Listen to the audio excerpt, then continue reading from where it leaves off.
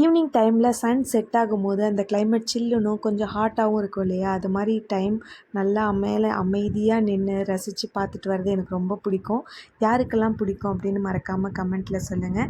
பிடிச்சவங்க இந்த வீடியோக்கு ஒரு லைக் பண்ணுங்கள். மேலே காஞ்ச துணியெல்லாம் எடுத்துகிட்டு வந்துட்டு நைட்டு டின்னருக்கு சப்பாத்தி தான் பண்ணியிருந்தேன். சப்பாத்தி கூட உருளைக்கிழங்கு மசாலா.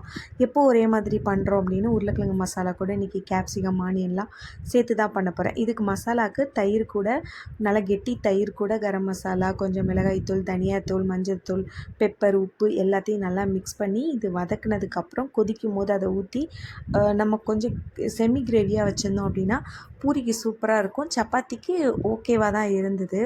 எனக்கு ஒரு டவுட்டு, எல்லோரும் சொல்லுவாங்க இல்லையா பெரியவங்கள்லாம், வீடை நம்ம சுத்தமாக வச்சுருந்தா தான் மகாலட்சுமி வருவாங்க அப்படின்னு.